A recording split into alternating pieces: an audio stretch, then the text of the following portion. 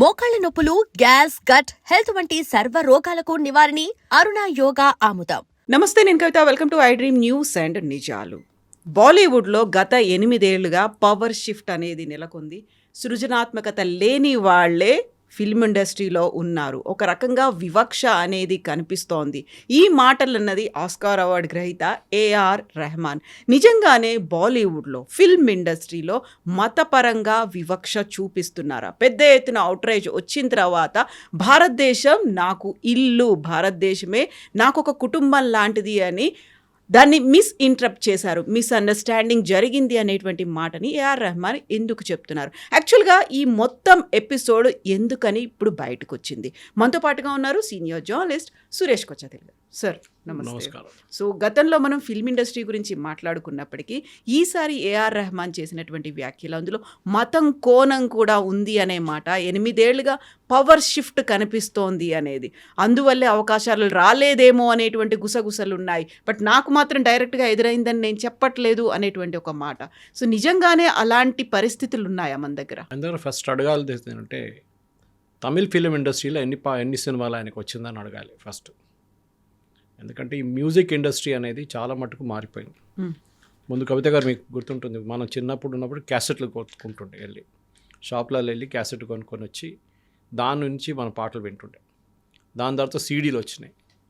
Music world లాంటి ప్లేస్కి వెళ్ళి అక్కడ సీడీలు కొనుక్కుంటుండే మనం. దాని తర్వాత సీడీలు కూడా పోయినాయి. ఇప్పుడు సీడీ ప్లేయర్లే దొరకట్లేదు.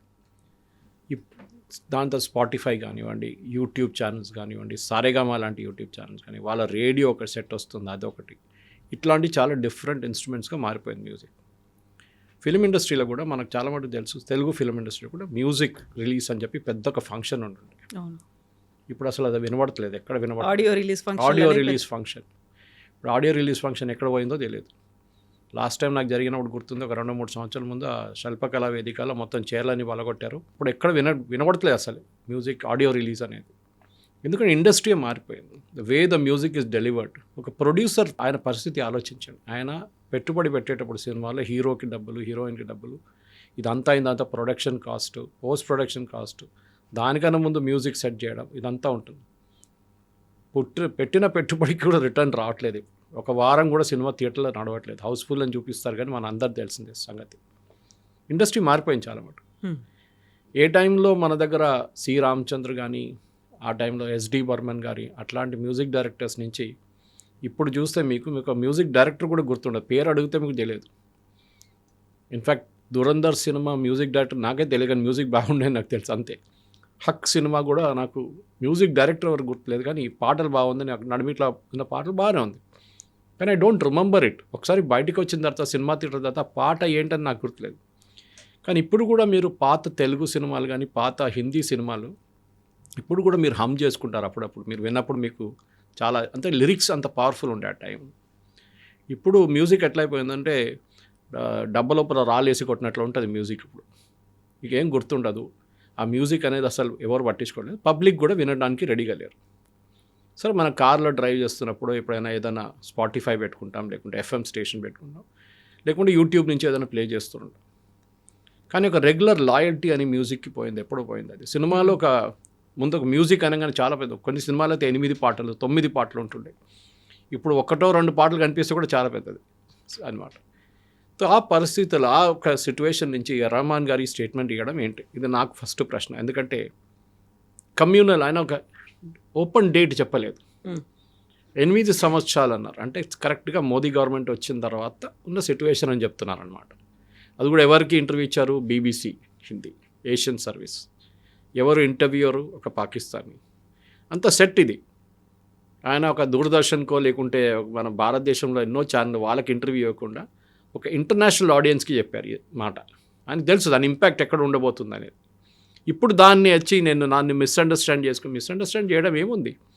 మీరు చాలా క్లియర్గా అది ఇంకోసారి రివైండ్ చేసుకుంటే కూడా మీరు వినొచ్చు. మీరు చెప్పిన మాట చాలా క్లియర్, దట్ మీకు ఇప్పుడు ఆపర్చునిటీస్ రావట్లేదు.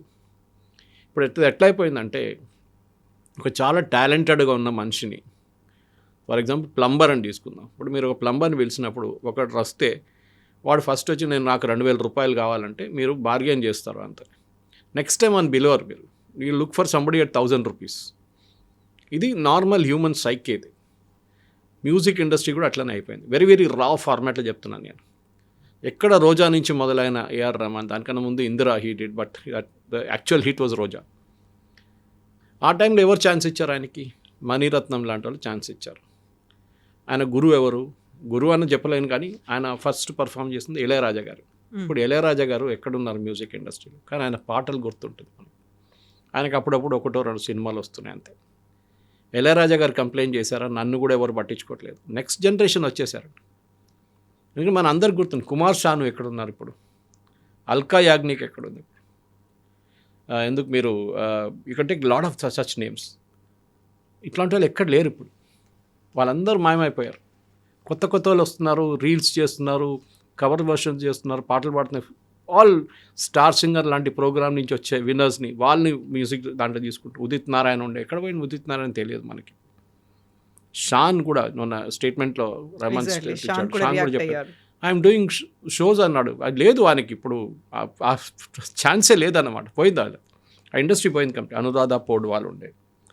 కానీ రెహమాన్ గారు ఫస్ట్ గుర్తుపెట్టుకోండి, you have to be humble enough to understand this. సరే, నాకు ఆస్కర్ వచ్చింది, నాకు ఎన్నో ఫిలింఫేర్ అవార్డు వచ్చింది, నేషనల్ అవార్డు వచ్చింది, that is central government Padma Bhushan కూడా ఇచ్చారు మిమ్మల్ని. మీకు ఇంకేం కావాలి?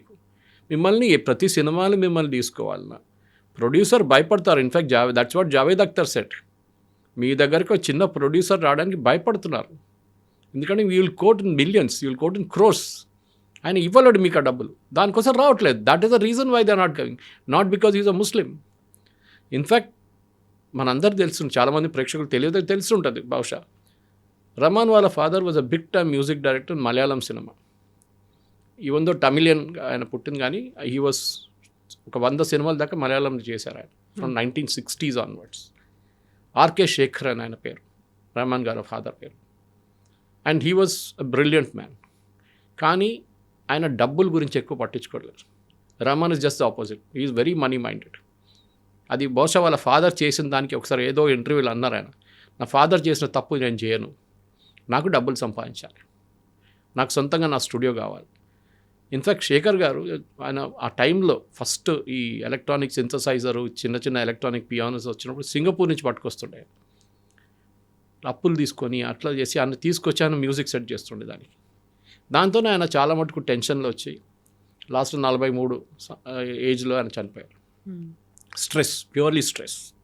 రెహమాన్ కూడా అంగీకరిస్తున్నారు, yes my father was under lot of stress.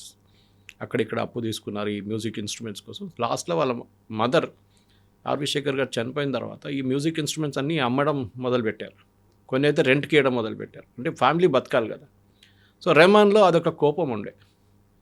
One of the reasons why the family converted possible అది ఉండొచ్చు.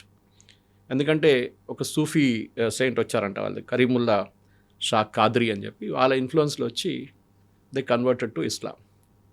మరి వాళ్ళ పర్సనల్ చాయిస్. ఇన్ఫ్యాక్ట్ వీళ్ళ మదర్ పేరు కస్తూరి శంకర్ అని ఉండే, Shekhar and Kasturi was her name. Kasturi and Shekhar got married in తిరుమలలో జరిగింది వాళ్ళ పెళ్ళి. ఆలోచించారు ఆ టైంలో. సో దట్ డివోట్ హిందూస్ ఉన్న వాళ్ళు కన్వర్ట్ చేసుకున్నారు, ఇస్లాంకి వెళ్ళిపోయారు. బట్ వాళ్ళ ఫ్యామిలీలో అందరు కన్వర్ట్ కాలేదు. రెహమాన్ వాళ్ళ సిస్టర్ ఉన్నారు, I think the name is Reena వాళ్ళ 2 పిల్లలు they are Hindus. That is the best part. GV Prakash and Bhavanishree వాళ్ళు కూడా ఫిల్మ్ ఇండస్ట్రీలో, మ్యూజిక్ ఇండస్ట్రీలో they are good name in Tamil ఇండస్ట్రీలో. కానీ రెహమాన్ గారికి ఎందుకో ఈ ఒక రిలీజియన్ పిచ్చి పట్టింది సడన్గా. But we never objected to the fact that Khwaja పాడినప్పుడు ఎవరు వీ ఎంజాయ్డ్ ఇట్. వందే మాత్రంని ఒక కొత్త వర్షన్గా తీసుకొచ్చి ఇప్పుడు కూడా ఒక క్రికెట్ మ్యాచ్, ఫుట్బాల్స్ అన్నిట్లో అది ప్లే అవుతున్నప్పుడు కూడా we get that goose bumps moments. కానీ ఎందుకో సడన్గా నన్ను ముస్లిం అని చెప్పి నాకు పాట క్లియర్, నాకు మ్యూజిక్ రావట్లేదు, నాకు ప్రొడ్యూసర్స్ అడుగుతున్నారు, వచ్చి మళ్ళీ వాళ్ళు వెళ్ళిపోతున్నారు, వాళ్ళు కొత్త వాళ్ళు తీసుకుంటారు అంటే affordability is a fact. And క్రికెట్లో ఒక పార్లెన్స్ ఉంది, కవిత గారు, అది గవాస్కర్ టైంలో అడుగుతుండే. ఇప్పుడు గవాస్కర్ ఎప్పుడు రిటైర్ గారు, last became a running joke, ఈయన ఎట్లా రిటైర్ చేయాలని చెప్పేసి. ఎందుకంటే ఆయన ఫ్లాప్ షో అయిపోయింది, లాస్ట్ అయినా ఆయనకు రన్స్ కూడా రావట్లేదు, కానీ రిటైర్ కావట్లేదు. సో అప్పుడు ఎవరో, I think it was one of the English cricket commentator, maybe Richie Benaud or somebody else ఆస్ట్, ఈ ప్రశ్న అడిగారు ఆయన, వెన్ పీపుల్ క్విట్, మీరు రిజైన్ చేసినప్పుడు, మీరు రిటైర్ అయినప్పుడు అడగాలి వై, ఎందుకు చేస్తున్నారని. Not why not, exact. ఎందుకు చేయట్లేదని అడిగే ముందే మీరు వెళ్ళిపోవాలి సీన్ నుంచి. దానికోసం ఆ టైంలో పీక్ స్టేజ్ లో ఉన్నప్పుడు ఎందుకు వదిలిపోతున్నారు అనే క్వశ్చన్ రావాలి అక్కడ. అది రావాలి, అప్పుడే అడుగుతారు. లేకుంటే మీరు ఎప్పుడు పోతారు, ఎప్పుడు రిజైన్ చేస్తారని కాదు.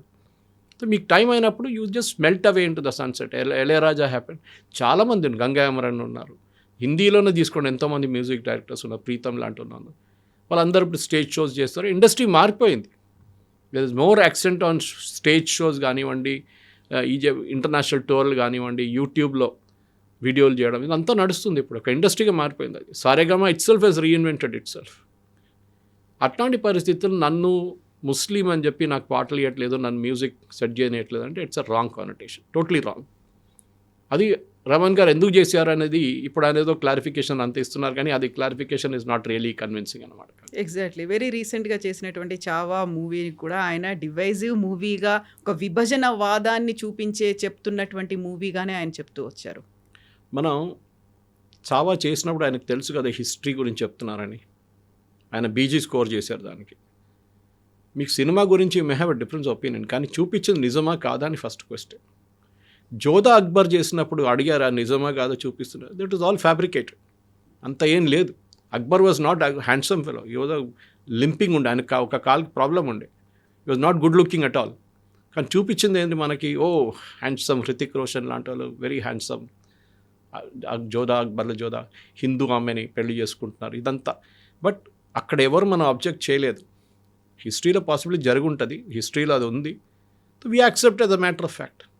సల్మాన్ ఖాన్, షారూక్ ఖాన్, ఆమీర్ ఖాన్ వీళ్ళు ఫిలిం ఇండస్ట్రీ డామినేట్ చేస్తున్నప్పుడు, ఇప్పుడు అంత డామినేషన్ లేదనుకోండి, ఆ డామినేషన్ టైంలో మనం ఎప్పుడైనా అబ్జెక్ట్ చేశాము? వీళ్ళు ఏదైనా సినిమాలో, చాలా తక్కువ సినిమాలో వాళ్ళు ముస్లిం నేమ్స్ వాడారు, చాలా మటుకు హిందూ నేమ్సే ఉండేవాళ్ళు. వీ నెవర్ అబ్జెక్టెడ్ సెయింగ్ మీరు you are a Muslim guy, you should use only Muslim. That's film industry is a make believe industry. దాని ప్రకారం మనం పోతే ఆ ఫ్లోలో వెళ్ళిపోవాల్సిందే మనం. కానీ ఇక్కడ ఈ జరిగిన దానికి ఒక రిలీజియస్ యాంగిల్ తీసుకురావడం, and that to from a person like A R Rahman is very very చాలా డిసప్పాయింటింగ్ అనమాట. ఎందుకు చేస్తున్నారు అది? ఆ ఫ్లోలో వెళ్ళిపోయారా, బీబీసీ వాళ్ళు అడిగే క్వశ్చన్ ఫ్లోలో వెళ్ళిపోయారా, లేకుంటే ఆయన ముందే ప్రిపేర్ అయ్యి వచ్చారా అనేది చాలా మట్టి ఇప్పుడు అడుగుతున్న ప్రశ్న. ఆయన పర్సనల్ లైఫ్లో కూడా చాలా మటుకు ప్రాబ్లమ్స్ ఉన్నాయి, మన అందరికి తెలిసింది. We never asked, industry never asked divorce ఎందుకు జరిగింది, his wife gave some statement, ఆమె ఇప్పుడు ఏదో లండన్లో ఉంటుందంటే మనకు తెలియదు. అది మనం ఎప్పుడు అడగక్కర్లేదు, ఎందుకంటే that is the personal life. అది ఒక లక్ష్మణ్ రేఖ ఉంటుంది, అటువైపు వెళ్ళకూడదు మనం అసలు. కానీ ఎప్పుడు ఇదే మాట ఉంటుంది కవిత గారు, this is there in every field. మీరు క్రికెట్ చూడండి, మీరు బ్యాడ్మింటన్ చూడండి, పివి సింధు, సైనా నెహ్వాల్. ఇప్పుడు సైనా నెహ్వాల్ ఎక్కడుందండి? She had achieved a peak వచ్చేసినప్పుడు అయిపోయింది అక్కడి నుంచి. లేదు నేను ఇంకా ఆడుతూనే ఉంటానంటే నోబడీ విల్ యాక్సెప్ట్. మీ పీక్ ఒక టైం ఉంటుంది, అది అంటే ఈవెన్ బాస్కెట్బాల్ తీసుకోండి, క్రికెట్ తీసుకోండి, యంగ్ ఏజ్లోనే మీరు పీక్ అయిపోతారు. దాని తర్వాత యూ స్టార్ట్ డ్రిఫ్టింగ్ డౌన్. మీరు ఎప్పుడు వెళ్ళిపోవాలో అప్పుడు మీరు ఆ ఇండస్ట్రీ నుంచి బయటకు వచ్చేసేయాలి. చాలామంది మ్యూజిక్ డైరెక్టర్స్ ఇప్పుడు కూడా మీరు చూడండి తెలుగు ఇండస్ట్రీలో చాలా తక్కువ ఉన్నారు. ఒక టైంలో లిరిక్స్ రాసేటోళ్ళే చాలా పెద్ద పెద్ద మేధావులు ఉన్నారు, ఆరుద్ర కానీ శ్రీశ్రీ కానీ, పాడేటోళ్ళు ఘంటసాల, ఎస్పీబీ. కానీ ఇప్పుడు ఎవరున్నారు చెప్పండి? చాలా తక్కువ, హ్యాండ్ఫుల్ ఆఫ్ పీపుల్. ఎందుకంటే ఇండస్ట్రీ మారిపోయింది, ఆ ఫార్మాటే మారిపోయింది, ప్రజెంటేషన్ ఫార్మాట్. కొన్ని టైంలో 6 సాంగ్లు రికార్డ్ చేస్తారు, కానీ సినిమాలు 2 సాంగ్లే తీసుకొస్తారు. Because the director when sitting on the post production table ఆయనకేమనిపిస్తుందంటే ఆ ఫ్లో పోతుంది పాట వచ్చినప్పుడు, we'll reduce it to 2 songs, fine. కానీ మార్కెట్లో 6 సాంగ్లు రిలీజ్ చేస్తారు. రిలీజ్ అంటే ఏంటి? క్యాసెట్ లేదు, నేను చెప్పినట్లు సీడీ లేవు, ఏం లేవు. It is only on YouTube, that's it. లేకుంటే ఏదైనా ఎఫ్ఎం స్టేషన్లో ప్లే చేస్తారు మీరు. ప్రాబ్లం ఎక్కడ వచ్చిందంటే ఈ మ్యూజిక్ ఇండస్ట్రీ మారిన మాట రహమాన్ గారు అంగీకరించట్లేదు. మ్యూజిక్ ఒక పవర్ షిఫ్ట్ అనేది జరిగింది, అక్కడ క్రియేటివిటీ లేని వాళ్ళే రాజ్యం వెళ్తున్నారు ఫిల్మ్ ఇండస్ట్రీలో అనే ఒక మాట. ఎవరైనా క్రియేటివిటీ లేని వాళ్ళు తీసుకొచ్చి సినిమా చేస్తారా? ఈ ప్రాబ్లం కాంతారాలో వచ్చింది, మీకు గుర్తుంటుంది. కాంతారా రిలీజ్ అయినప్పుడు ఎంత పెద్ద గొడవ జరిగిందో. హిందుత్వ ఎలిమెంట్ దాంట్లో మేక్ బిలీవ్ చేశారు, దాంట్లో లేనిపోయిన బ్లాక్ మ్యాజిక్ లాంటి, బ్లాక్ మ్యాజిక్ ఇక్కడ లేదు అక్కడ. But it is a art form. మా ఊర్లో ఉంది, నార్దర్న్ కేరళలో ఉంది, అది తెయ్యమంటారు దాన్ని అక్కడ. That's another form is what you showed in upper Karnataka, దక్షిణ కర్ణాటకలో. అక్కడ ఇది అక్కడ జరుగుతున్న ఒక క్లాసికల్ ఆర్ట్ ఫామ్. అది దాన్ని కొంచెం ఒక ట్విస్ట్ ఇచ్చి చేసినప్పుడు దాంట్లో తప్పేముంది? ఆమీర్ ఖాన్ లార్డ్ శివాని టాయిలెట్లో 3 Idiots తిప్పినప్పుడు మనం ఎవరు తిట్టలేదు ఆయన్ని, ఎందుకు చేసామని చెప్పేసి. మనందరూ తెలుసు. చాలా కొంతమంది కోపం వచ్చింది, మీ రిలీజన్లో ఉన్న ఎవరైనా ప్రాఫిట్స్ చేస్తారంటే ఎవరు అడగలేదు అది. కానీ మనం because Hindu religion accepts it. Okay సరే, we laugh at our gods, మనం నవ్వుకుంటాం ఒక్కసారి, మంచిదే కదా, ఓకే తమాషాగా ఉంది కదా, చాలా బాగుందంటాం. కానీ ఆలోచించండి, అది it could have been a tinder box moment. ఆ మూమెంట్లో అది పెద్ద గొడవ అయితే ఆ సినిమానే ఫ్లాప్ అయిపోతుండే. కానీ జరగలేదు, it went as a normal route వెళ్ళిపోయింది. కానీ రెహమాన్ గారికి సడన్గా ఇప్పుడు ఎందుకు వచ్చింది నాకు అర్థం కావట్లేదు. ఎందుకంటే I have seen him when he was Dilip. హైదరాబాద్కి వస్తుండే ఆ టైంలో, ఇక్కడ ఒక ఏజెన్సీలో వచ్చి చాలా తక్కువ అమౌంట్కి ఒక చిన్న కీబోర్డ్ తీసుకొచ్చి ట్రైన్లో వచ్చి ఇక్కడ వచ్చి కీబోర్డ్ ప్లే చేసి వెళ్ళిపోతుండే. ఒకసారి చాలా సంవత్సరాల తర్వాత ఫ్లైట్లో వస్తుండే, కానీ ముందైతే ఓన్లీ ట్రైన్లో వస్తుండే. మెట్రో షూస్ కానివ్వండి, బిగ్ షాట్ లాంటి షాప్స్కి యూస్ టు ప్లే జింగిల్స్. ఆ ఇండస్ట్రీ నుంచి అఫ్కోర్స్ ఈ started playing for Ilaiyaraaja as a keyboard artist. అక్కడి నుంచి పైకి వచ్చిన తర్వాత ఆపర్చునిటీస్ చాలా వచ్చినాయి ఆయనకి. అండ్ మనం కూడా మెచ్చుకుంటాం, గుడ్ మ్యూజిక్. మీరు చెప్పినట్టు 2 ఆస్కర్లు, గ్రామీలు, స్లమ్ డాగ్ మిలియనర్ లాంటి సినిమాలకి, దట్ ఆల్ వాజ్ దేర్. మనం అన్నీ యాక్సెప్ట్ చేస్తున్నాం మనం, ఎందుకంటే we have seen the pinnacle of music in India, భారతదేశంలో. సాహిర్ లుధ్యాన్వి రాసిన పాటలు, ఆనంద్ బక్షి గారు రాసిన పాటలు, శంకర్ జైకిషన్, లక్ష్మీకాంత్ ప్యారేలాల్, ఎస్డి బర్మన్ నేను చెప్పాను, ఆర్డి బర్మన్, సి రామచంద్ర, కళ్యాణ్జీ, చాలా మటుకు మీద బిగ్ మ్యూజిక్ డైరెక్టర్స్ దేర్. ఇప్పుడు దాంట్లో చాలామంది దే పాస్ట్ అవే. ఉన్నోళ్ళు కూడా వాళ్ళు they are happy with what they are. ఈ ఇండస్ట్రీలో ఒక ఫేవరెటిజం ఉందంటే ఉంది. అది even when Lata Mangeshkar was alive, చాలా మటుకు అలిగేషన్స్ ఆమె మీద ఉండే. దట్ ఆమె she use to dictate to music directors. ఒక మోనోపలి లాగా మదన్ మోహన్ గారితో నేను చేయను ఎప్పుడని చెప్పి ఒకసారి ప్రాబ్లం ఉండే ఆమెకి. సుమన్ కళ్యాణ్పూర్ లాంటి వాళ్ళు, వాణి జయరాం లాంటి వాళ్ళు ఆమె పైనకి రానిలేదు అసలు. She never give an opportunity except for her sister ASHA Bhosle. అట్లాంటి ఒక మోనోపలి ఉంది. దాని తర్వాత మనం చూసాం సడన్లీ అనురాధ పౌడ్వాల్ లాంటి వాళ్ళు, బికాస్ సడన్లీ గుల్షన్ కుమార్ గారు ఎంకరేజ్ చేయడం మొదలుపెట్టారు. తర్వాత గుల్షన్ కుమార్ హత్య జరిగింది. అది కూడా మ్యూజిక్ ఇండస్ట్రీలో పెద్ద పాలిటిక్స్, అది అందరూ తెలిసింది. ఎందుకంటే అక్కడ డీ గ్యాంగ్ ఇన్వాల్వ్డ్ ఉన్నారు. సినిమాల్లో ఈ బ్లాక్ మనీ కానివ్వండి, ఈ డ్రగ్స్ మనీ కానివ్వండి, హవాలా డబ్బులు పెట్టడం మొదలుపెట్టారు. ఇప్పుడు ఏమైందంటే లాస్ట్ ఒక 10-15 సంవత్సరాల క్రితం యూ వుడ్ అబ్జర్వ్ ఈ ఇండస్ట్రీ కార్పొరేటైజేషన్ అయిపోయింది కంప్లీట్గా. ఒకసారి బీఆర్ ఫిల్మ్స్ ఉండే, యశ్ చోప్రా ఫిల్మ్స్, ఇప్పుడు అందరూ కంపెనీలు తయారు చేసుకున్నారు. అది ఎవరైనా ఉండేవాడు, కరణ్ జోహార్ ఉండొచ్చు, బాలాజీ టెలిఫిల్మ్, ఎక్తా కపూర్ ఉండి, వీళ్ళందరూ they form companies, corporate companies. వాళ్ళు బ్యాలెన్స్ షీట్ చూస్తారు. మేము ఒక సినిమా తీయాలంటే ఎంత డబ్బులు పెట్టాలి, దాంట్లో ఎంత డబ్బులు వస్తుంది, ఓటీటీలో ఎంత డబ్బులు వస్తుంది, మాకు థియేటర్ రిలీజ్లో ఎంత వస్తుంది, ఇది వాళ్ళు చూసేది first. And naturally cost cutting ఉంటుంది.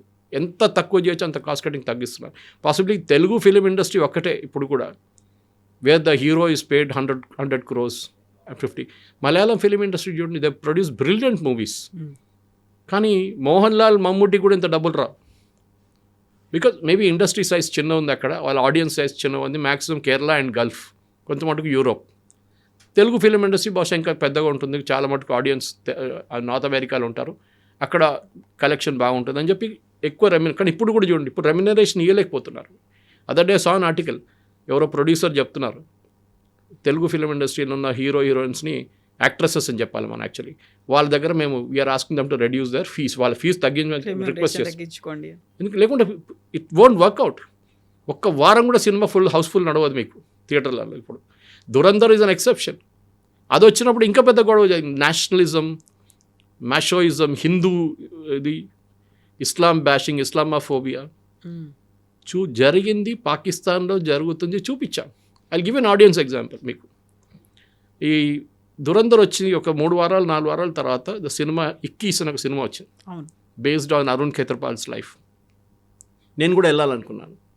రివ్యూ చదవగానే నాకు కూడా అనిపిస్తుంది ఎందుకు వెళ్ళాలి సినిమా, దాంట్లో పాకిస్తాన్ని హీరోస్గా చూపిస్తున్నారు, పాకిస్తాన్ ఆర్మీ చాలా మంచి వాళ్ళని చూపిస్తున్నారు, మనం తప్పు చేసామని చూపిస్తున్నారు 71లో అని రివ్యూ చదివాను. కొంతమంది అడిగాను సినిమాకి, వాళ్ళు అన్నారు Suresh you will not like it, మీరు వెళ్ళొద్దు.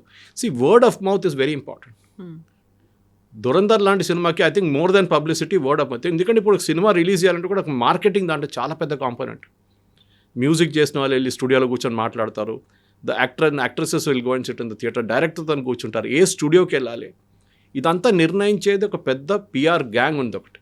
వాళ్ళు డిసైడ్ చేస్తారని ఎట్లా మూడ్ సెట్ చేయాలి, ఇది ఎప్పుడు రిలీజ్ చేయాలి, ఏ థియేటర్లో రిలీజ్ చేయాలి, ఏ ఓటీటీ ప్లాట్ఫామ్లో వెళ్ళాలా, ప్రైమ్లో వెళ్ళాలా, నెట్ఫ్లిక్స్లో వెళ్ళాలా, జీ5లో వెళ్ళాలా, ఇదంతా ఒక కమర్షియల్ అయిపోయింది. And AR Rahman making an acquisition, నాకు అది I just won't take it. ఎందుకంటే మీరు ఎందుకు చేస్తున్నారు అది రెహమాన్ గారు అడగాల్సింది. Now you're making an excuse saying నన్ను మిస్అండర్స్టాండ్ చేశారు. బట్ ఇక్కడే మిస్అండర్స్టాండ్ చేశారు అన్నప్పుడే ఆయన చేసినటువంటి అలిగేషన్స్ 8 ఇయర్స్లో అనుకున్నప్పుడు లాస్ట్ ఇయరే కదా చావాలంటే ఒక బిగ్గెస్ట్ బ్లాక్ బస్టర్ హిట్ వచ్చింది. ఆ తర్వాత Ramayana is in the pipe line. అసలు మత వివక్ష గురించి అనుకున్నప్పుడు రామాయణ అనగానే ఎవరికి రిలేటెడ్ ఉంటుంది, బట్ ఇప్పుడు రెహమాన్ ఏ కమ్యూనిటీకి చెందినవాడు అనేది ఉంది.